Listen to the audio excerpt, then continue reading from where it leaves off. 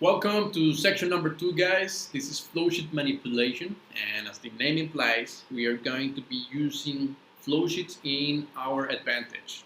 So the first part is flowsheet modification, in which we can modify, copy, paste, merge, maybe even add some results, some blocks, some text, add the title, the utility prices, and many of these I like to call formatting stuff in the flowsheet. Then we continue with part 2b, which is more on how to use flowsheets inside flowsheets, or the so-called sub-flowsheeting. We do this via the templates, via hierarchy blocks. We can do it via, let's say, flowsheets inside flowsheets using the hierarchy block. And we have some workshops as well, so I really recommend you to take time to work in the workshops as well as learn the theory correctly.